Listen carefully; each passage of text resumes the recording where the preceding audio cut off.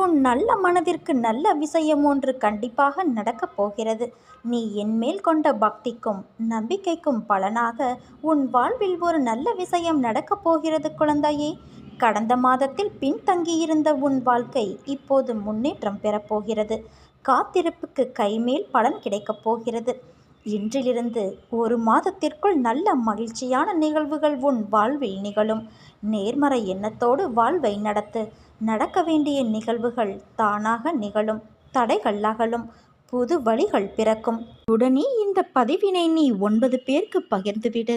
சற்று நேரத்தில் சந்தோஷமான செய்தி உன்னை தேடி வரும். உன் மனம் எப்போதும் இறந்த காலம் அல்லது எதிர்காலம் பற்றியே சிந்தித்து கொண்டு இருக்கிறது. அதனால்தான் உன்னால் நிகழ்காலத்தில் நிம்மதியாக வாழ முடியவில்லை. வாழ்தல் என்பதே இந்த நொடியில் நீ செய்திடும் செயலை பொறுத்தே உள்ளது.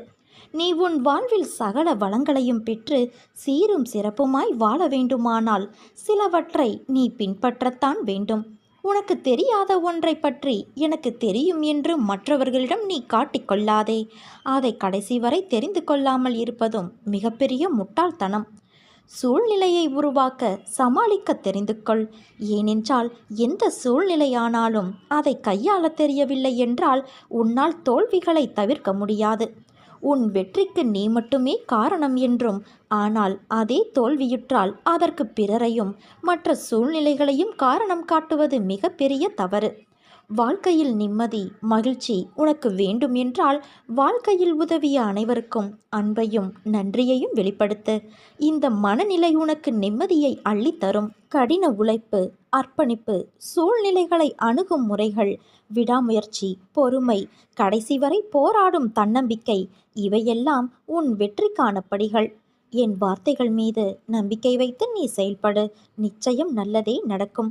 ஏனென்றால் நீ என் பரிபூரண அருளும் ஆசிர்வாதமும் என் அன்பும் பெற்ற என் செல்ல குழந்தை. கவலைப்படாதே என் தங்கமே. நிச்சயம் நீ நினைத்து கூட பார்க்க முடியாத அளவுக்கு உன் வாழ்க்கை மாறும். உன் தந்தையான நான் மாற்றுவேன். நீ விரும்புவதை விரைவில் பெறுவாய். உன் வாழ்வில் அனைத்து மங்களங்களும் உண்டாகும் என் தங்கமே. கொஞ்சம் நீ பொறுமையாக மட்டும் இரு. அதற்கு பரிசு நீ அனுபவித்த சோதனைகளை விட பல மடங்கு சிறப்பான ஒன்றை நான் கொடுப்பேன். நான் உன் முன்னேதான் அமர்ந்து கொண்டு இருக்கிறேன். உன் கோரிக்கைகளை கேட்டுக்கொண்டே இருக்கிறேன். ஆனால் நீயோ, அப்பா எனக்கு நிம்மதி இல்லை, சரியாக சாப்பிட முடியவில்லை, கழுத்தை நெரிக்கும் கடன்கள், எனக்கு நிறைய பணம் வேண்டும், நீங்கள்தான் கிடைக்க வழி செய்ய வேண்டும், சொல்லுங்கள் அப்பா, இது உன் கோரிக்கைகள் அல்லவா? உனக்கு செய்யாமல் உன் தந்தையான நான் வேறு யாருக்கு செய்ய போகிறேன்? ஆனால் வருவதற்கு முன்பு உனக்குள் இருக்கும் அகங்காரங்கள், அகந்தைகள், மமதைகள், ஆசைகள் இவை அனைத்தையும் தீ வைத்து எரித்து விட்டு வா. அஞ்ஞானத்தால் கட்டப்பட்டு தவித்து கொண்டு இருக்கிறாய். அதற்காக என்னை நீ பரீட்சித்து பார்க்கிறாயா? நான் பாரபட்சமின்றி செய்பவன். யாருக்கும் பேதம் பிரித்து பார்க்க மாட்டேன். அனைவரும் என் பிள்ளைகள். உன் கர்ம பலன் உன்னை இப்படி பேச வைக்கிறது. ஆனால் அதற்காக நான் உன்மேல் கோபம் கொள்ள மாட்டேன். ஆசைகளை தவிர்த்து விடு. உன்னை தேடி அனைத்தும் வந்து நிற்கும். எதற்குமே உனக்கு நம்பிக்கை வேண்டும். எதையும் தைரியமாக எப்படி வாங்க முற்படுகிறாயோ அதை அடைப்பதற்கும் அதே போல உனக்கு தைரியம் வேண்டும். அதற்கான வழிவகையை உன் தந்தையான நான் செய்வேன். உன் வாழ்க்கையின் தரத்தை நான் உயர்த்தப் போகிறேன். நம்பிக்கையோடு இரு. உன் அப்பா நான் இருக்கிறேன். நான் உன் அன்பிற்கு வசப்பட்டு விட்டேன். இனி உன்னை விட்டு உன் தந்தையான நான் எங்கும் போக மாட்டேன். இனி உன் எதிர்காலத்தை பற்றி உனக்கு கவலையே வேண்டாம் என் குழந்தையே. முக்காலமும் நான் உனக்காக நிற்பேன். உனக்கு துணையாக நிற்பேன். என்மேல் நம்பிக்கை கொள். உனது துயரங்கள் விரைவில் ஒரு முடிவுக்கு வரப்போகிறது. தேவையில்லாமல் உன் கண்களை நீ கலங்க வைக்காதே. நான் உன்னோடு இருக்கும்போது எதற்காகவும் கலங்காதே. என்னை மீறி எதுவும் உனக்கு நடக்கப் போவது இல்லை. உன்னை நான் தேர்ந்தெடுத்து நான் வசிக்கும் இடத்திற்கு வரவழைத்தேன். எந்த சூழ்நிலையிலும் கலங்காதே குழந்தையே. என் வாக்கு என்றுமே பொய்யாகாது. எந்த சூழ்நிலையிலும் உன்னை நான் கைவிட மாட்டேன். நம்பிக்கையோடு இரு. உனக்கு என்ன வேண்டும்? உனக்கு கொடுத்து அழகு பார்க்காமல் நான் வேறு யாருக்கு தரப்போகிறேன்? வேண்டியதை எடுத்துச் செல். என் கஜானாவின் வாயிற்கதவுகள் உனக்காக எப்போதுமே திறந்து இருக்கும். உன் துயரங்கள் அனைத்தும் விலகப் போகிறது. எது உன்னிடத்தில் சேர வேண்டுமோ அது உன்னிடத்தில் சேர வேண்டிய நேரத்தில் தானாகவே வந்து சேர்ந்துவிடும். அனைவரும் வியக்கும் வண்ணம் நீ உயரக்கூடிய கால நேரம் இது என் குழந்தையே. நிம்மதியாக இரு, மகிழ்ச்சியாகவும் இரு. உன் கர்ம பலன்கள் ஒவ்வொன்றாக விலகப் போகிறது.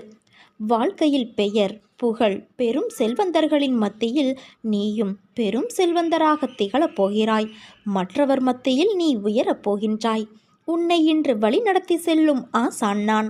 சோதனைகள் என்பது எல்லோருக்கும் வரும், அதிலிருந்து யாரும் தப்பிக்க முடியாது. ஆனால் நான் என் பக்தரை அந்த சோதனையான நேரத்திலும் மிக சுலபமாக காப்பாற்றி விடுவேன். எப்படி என்றால், தேர்வு கடினமாக இருக்கிறது, கேள்வி எதுவும் தெரியவில்லை என தவிக்கும் மாணவரிடம் புத்தகத்தை தந்து கேள்விக்கான பதிலையும் எடுத்து கொடுத்து எழுதச் சொன்னால் எப்படி இருக்குமோ அப்படித்தான் என் செயலும் இருக்கும். எல்லா கஷ்டமும் ஒரு நாள் முடிந்துவிடும் என்பதால் எந்த சூழலிலும் தவறான வழிக்கு போகக்கூடாது. இதை நான் விரும்புவது இல்லை. நேர்வழியில் போ, அங்கே நான் நிறைய வைத்துக்கொண்டு உனக்காக காத்திருப்பேன் என்பது அனுபவ உண்மை. உன்னுடைய கண்ணீரும் நேர்மையும் என்றும் வீண் போகாது என் குழந்தையே. உன் கண்ணீருக்கான பலன் நிச்சயம் உன்னை வந்து சேரும். நேர்மையை மட்டும் நீ ஒருபோதும் விட்டுவிடாதே. ஆனால் அவ்வப்போது மனதில் காரணமற்ற பாரம் ஏறிக்கொள்கிறது. மனம் கடந்த கால பிரச்சனைகளில் சிக்கிக்கொள்ளும் போது இயல்பாகவே அனுபவிக்க வேண்டிய சந்தோஷங்களை இழந்து விடுகிறது. அதனால் குடும்பத்தில் எது நடந்தாலும் கண்டும் காணாமல் இரு. முடியாத நிலையில் வீட்டை விட்டு வெளியே வா. அருகில் உள்ள கடைவீதிக்கு சென்று வா. எப்போதும் என்னை நினைவில் வை. உன் மனதை சாந்தப்படுத்தி உன்னை துன்பங்களிலிருந்து உன் தந்தையான நான் காப்பேன். உன்னை புரியாமல் உன்னிடம் வீணாக சண்டை போடுபவர்களுக்கு அவர்களின் தவறை நான் உணர வைப்பேன். உன் வாழ்க்கையில் உனக்கு எவ்வளவு கஷ்டங்கள் வந்தாலும் என் முகத்தை நீ பார்க்கும்போது உன் மனதில் ஒரு நம்பிக்கை வரும் அல்லவா?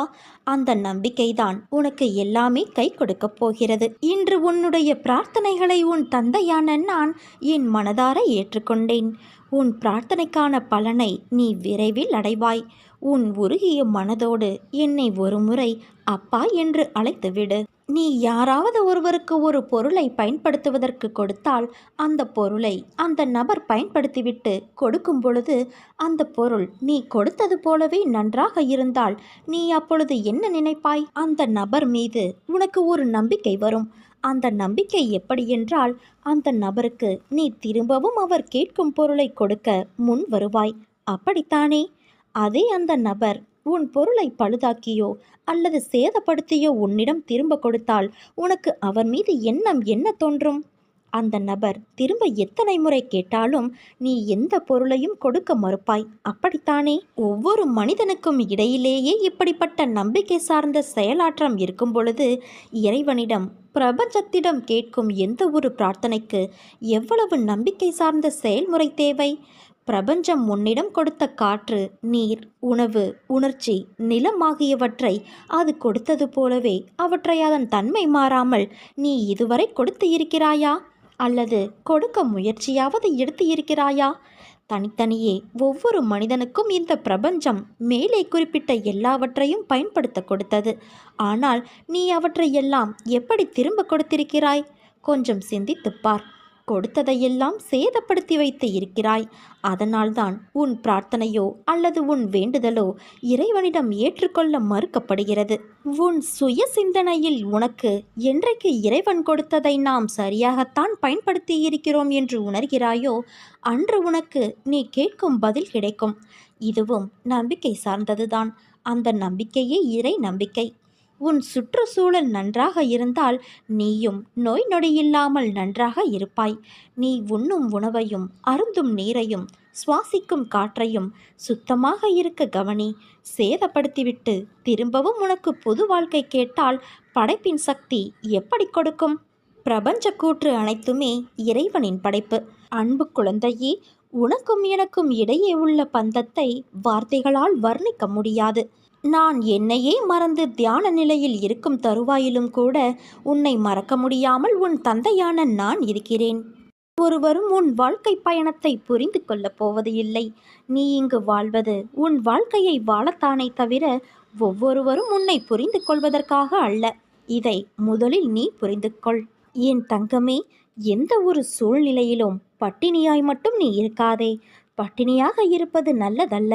மனம், உடல் ஆரோக்கியம், இறைவனை அடைய மிதமான உணவு உட்கொள்ள வேண்டியது அவசியம். ஒரு புனிதமான நாளில் கூட எனது குழந்தைகள் பட்டினியாக இருப்பதை என்னால் ஒருபோதும் அனுமதிக்க முடியாது. அப்படி உன் உடலை வருத்தி கொண்டு பட்டினி இருந்துதான் என்னை நீ தியானிக்க வேண்டும் என்பது கிடையாது.